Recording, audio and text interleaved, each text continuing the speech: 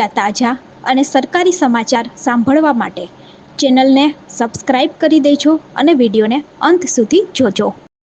મિત્રો, જોઈએ આજના મોટા અને તાજા 10 સમાચાર. હવે યુવાનોના ખાતામાં આવશે 15,000 રૂપિયા. આઝાદીના 79મા ઉત્સવ પર પ્રધાનમંત્રી નરેન્દ્ર મોદી દ્વારા દેશના યુવાનોને એક મોટી ભેટ આપવામાં આવી છે. આનાથી 1 લાખ કરોડ રૂપિયાની રોજગારીની યોજનાની જાહેરાત કરવામાં આવી છે અને પ્રધાનમંત્રી વિકસિત ભારત રોજગાર યોજનાનો લાભ દેશના કરોડો યુવાનોને મળશે. આ યોજના હેઠળ યુવાનોને તેમની પહેલી નોકરી ઉપર 15,000 રૂપિયા સીધા જ બેંક ખાતાની અંદર જમા કરાવવામાં આવશે. આ યોજનાને પહેલા એમ્પ્લોયમેન્ટ લિંક ઇન્સેન્ટિવના નામથી લોન્ચ કરવામાં આવી હતી. બાદમાં તેનું નામ વિકાસ ભારત રોજગાર યોજના રાખવામાં આવ્યું છે. સરકારી સંસ્થા કર્મચારી ભવિષ્ય નિધિ, જેને EPFO કહેવામાં આવે છે, એ આ યોજનાનું સંચાલન કરશે. આ યોજના અંતર્ગત યુવાનોને 1 વર્ષની અંદર 15,000 રૂપિયા સીધા જ તેમના બેંક ખાતામાં જમા કરાવવામાં આવશે. બીજા મોટા સમાચાર છે, અમેરિકાની અંદર કરિયાણું મોંઘું થશે. ડોનાલ્ડ ટ્રમ્પની ભારતીય વસ્તુઓ પર 50% ટેરિફ લાદવાની જાહેરાત બાદ અમેરિકાની અંદર જે મળતી વસ્તુ છે એની અંદર 50%નો વધારો થશે. ટ્રમ્પની જાહેરાત પ્રમાણે 27 ઓગસ્ટથી ભારત અમેરિકાની જે વસ્તુ એક્સપોર્ટ કરે છે એના ઉપર 50% ટેરિફ લાગશે. જો ભારતીય વસ્તુઓ પર 50% જેટલો ટેરિફ લાગશે તો ભારતના જે પ્રોડક્શન છે એની ઉપર પણ અસર થશે, કારણ કે આપણે અહીંથી માલ મોકલશું તો ત્યાં વધારે ભાવના લીધે લોકો વસ્તુ નહીં લે, એટલા માટે આપણા ધંધા ઉપર પણ મોટી અસર થશે. સીધી ભાષામાં વાત કરીએ તો 10% ટેરિફ હોય તો ભારતની અંદરથી જે આવેલી વસ્તુ 100 રૂપિયાની હોય એ ત્યાંના લોકોને 110માં મળતી હતી, પરંતુ 50% ટેરિફથી આ વસ્તુ છે એના ભાવ બમણા થઈ જશે. આથી ધંધા ઉપર મોટી અસર પડી શકશે. રખડતા કૂતરાઓને હવે કેદ કરવામાં આવશે. સુપ્રીમ કોર્ટે દિલ્હી NCR શેરીમાંથી બધા રખડતા કૂતરાઓને દૂર કરવાનો આદેશ આપ્યો છે. આનો વિરોધ કરી રહેલા પ્રાણી એક્ટિવેશન કહે છે કે કૂતરાઓને દૂર કરવા એ કોઈ વૈજ્ઞાનિક પદ્ધતિ નથી, ન તો આ સમસ્યાનો કાયમી ઉકેલ છે. પરંતુ વર્લ્ડ હેલ્થ ઓર્ગેનાઇઝેશનના ડેટા કહે છે કે દર વર્ષે વિશ્વભરમાં કૂતરા કરડવાથી અને હડકવાથી 55,000 લોકોના મૃત્યુ થાય છે, જેમાંથી દર ત્રીજી વ્યક્તિ ભારતીય છે. અને હમણાં ઘણા બધા આવા કેસ આવી ગયા છે, જેના લીધે દિલ્હી NCRની અંદર સુપ્રીમ કોર્ટે આ નિર્ણય લીધેલો છે. હવે ઘર બનાવવું થશે સરળ, કારણ કે મોદી સરકારે કેન્દ્ર સરકારના કર્મચારીઓને ઘર બનાવવા માટે અથવા તો ખરીદવા માટે એક ખાસ હાઉસિંગ બિલ્ડિંગ એડવાન્સ સ્કીમ રજૂ કરી છે. આ યોજના હેઠળ કર્મચારીને ઘર બાંધવા અથવા તો ઘર ખરીદવા માટે 25 લાખ સુધીનો ફાયદો થશે. 25 લાખની લોન ફક્ત 7.5% વ્યાજ દર પ્રમાણે આપવામાં આવશે. જો પતિ અને પત્ની બંને સરકારી કર્મચારી હોય તો તે બંને 50 લાખ સુધીની લોન લઈ શકે છે. આ યોજના હેઠળ કર્મચારીઓને સસ્તા વ્યાજ દરે લોન મળશે, જે સામાન્ય બેંક લોનની સરખામણીમાં ખૂબ જ ઓછી હશે. પ્રધાનમંત્રીએ પોતાનો જ રેકોર્ડ તોડ્યો છે. વડાપ્રધાન નરેન્દ્ર મોદીએ સતત 12મી વખત લાલ કિલ્લા ઉપરથી તિરંગો ફરકાવ્યો હતો. આ દરમિયાન PM મોદીએ વધુ એક સિદ્ધિ હાંસલ કરી છે. તેમણે સ્વતંત્રતા દિવસ અવસરે પોતાનો જ રેકોર્ડ તોડી અને વડાપ્રધાન તરીકે સૌથી લાંબુ ભાષણ આપ્યું છે.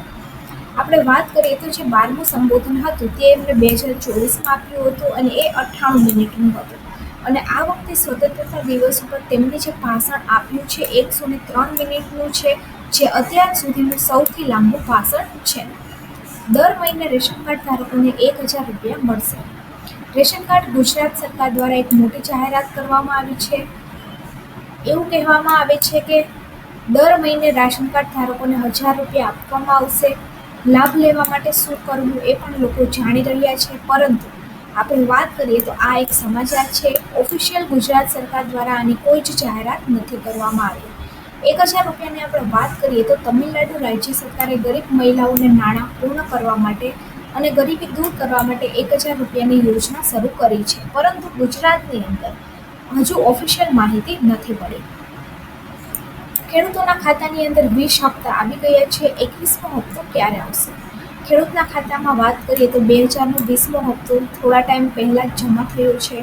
હવે ચર્ચા ચાલી રહી છે કે કદાચ સરકાર 4,000 રૂપિયા આપશે, પરંતુ સરકારનું સ્પષ્ટ કહેવું છે કે હાલમાં હપ્તાની રકમ 2 ગણી કરવાનો કોઈ જ પ્રસ્તાવ નથી, એટલે કે 21મો હપ્તો પણ 2,000 રૂપિયાનો જ રહેશે અને દર વર્ષે ઓક્ટોબર અથવા તો નવેમ્બરની અંદર હપ્તો આવે છે, પરંતુ 20મો હપ્તો છે મોડો આવ્યો, એના લીધે 21મો હપ્તો પણ કદાચ મોડો આવશે, ડિસેમ્બર અથવા તો જાન્યુઆરીની અંદર.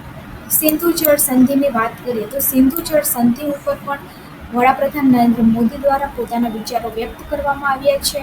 તેમણે કહ્યું છે કે ભારતે નક્કી કર્યું છે કે હવે લોહી અને પાણી એક સાથે નહીં રહે. પીએમ મોદીએ કહ્યું કે ભારતનું જે પાણી છે તેના ઉપર માત્ર ભારત અને ભારતના ખેડૂતોનો જ અધિકાર છે. સિંધુ સંધિના એ સ્વરૂપને ભારત હવે આગળ સહન નહીં કરે. ખેડૂત અને રાષ્ટ્રના હિત માટે આ કરારને સ્વીકારતા નથી. ભારતમાંથી નીકળતું જે નદી છે એનું પાણી દુશ્મન દેશોની અંદર જઈ રહ્યું છે. દુશ્મન દેશ એનું ખેતરોમાં સિંચાઈ કરી અને આગળ વધી રહ્યું છે, જ્યારે આપણા જ દેશના ખેડૂતો આપણા દેશની જમીન પાણી વિના તરસી રહ્યા છે. તો આવું નરેન્દ્ર મોદી દ્વારા એમના સંબોધનની અંદર કહેવામાં આવ્યું હતું. આ ઉપરાંત જીએસટીની અંદર પણ મોટા ફેરફાર કરવામાં આવ્યા છે. હાલમાં જીએસટીની અંદર 4 સ્લેબ છે: 5%, 12%, 18% અને 28%. સુધારા પછી ફક્ત 2 સ્લેબ બાકી રહેશે: 5% અને 18%. આના કારણે માખણ, ફળના રસ, સૂકા મેવા જેવી વસ્તુ 99% વસ્તુ 12%ના જીએસટીના દાયરામાં આવે તો 5% દાયરામાં આવશે. સરળ શબ્દમાં કહીએ તો આ વસ્તુ પર 7% સસ્તી થશે. તેવી જ રીતે 28% જેના ઉપર ટેક્સ છે એના ઉપર પણ ટેક્સ ઘટાડવામાં આવશે. આના લીધે સિમેન્ટ, એસી, ટીવી, ફ્રીજ, વોશિંગ મશીન જેવી વસ્તુઓ સસ્તી થશે અને 10% જેટલી સસ્તી થશે. સરકારે કર દર સ્થિતિમાં બદલવામાં ઇનપુટ ટેક્સ ક્રેડિટ જટિલ સમસ્યાને સરળ બનાવવા માટે આ પગલું લીધું છે. વાત કરીએ તો 2047 સુધીમાં ભારતને વિકસિત દેશ બનાવવાનો આપણો સંકલ્પ છે. તો 2047 સુધીની અંદર જીએસટીના જે દરો છે એ બધા નીકળી જશે અને એક સમાન ટેક્સ સ્લેબ હશે. બિટકોઇનની વાત કરીએ તો બિટકોઇનની જે વેલ્યુ છે એ 1 કરોડ રૂપિયાને પાર થઈ ગઈ છે. બિટકોઇનની આપણે વાત કરીએ તો બિટકોઇન એ એક ક્રિપ્ટોકરન્સી છે અને બિટકોઇનની કિંમત પહેલીવાર 1.8 કરોડની વટી ગઈ છે. 2009ની આપણે વાત કરીએ તો જ્યારે બિટકોઇન સૌથી પહેલાં 2009માં લોન્ચ થયો હતો ત્યારે તેની મૂલ્ય 0 હતું. 2008નું વર્ષ હતું કે ત્યારે વિશ્વની અંદર આર્થિક કટોકટીઓ હતી. તે સમયે લોકો જે છે એ બેંક અને સરકાર ઉપર વિશ્વાસ ડગમગી ગયો હતો. લોકો બેંક અને કેન્દ્રીય બેંકમાં નિર્ણયો અને સિસ્ટમથી ગુસ્સે હતા અને બેંકોની ખોટી નીતિના કારણે ઘણા લોકોએ તેમની બચત ગુમાવી દીધી હતી. આવામાં એક વ્યક્તિ દ્વારા બિટકોઇન, કે જેને બ્લોક ચેઇન કહેવામાં આવે છે, લોન્ચ કરવામાં આવ્યું. જ્યારે 2008ની અંદર એ લોન્ચ થયું 2009માં, ત્યારે એની જે કિંમત છે એક બિટકોઇનની એ 0 રૂપિયા હતી. ત્યારબાદ 2010ની અંદર આપણે વાત કરીએ તો એક બિટકોઇનની કિંમત 1 રૂપિયા હતી.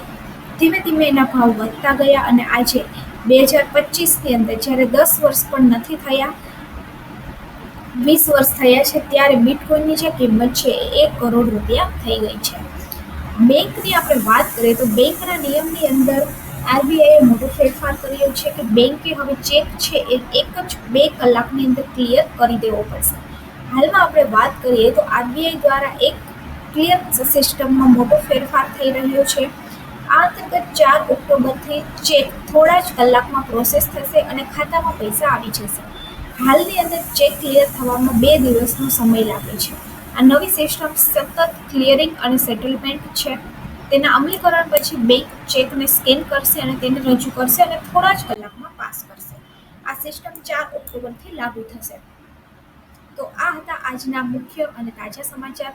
સારા લાગ્યા હોય તો લાઈક કરી દેજો અને વિડીયોને બીજા લોકો સુધી પણ શેર કરી દેજો.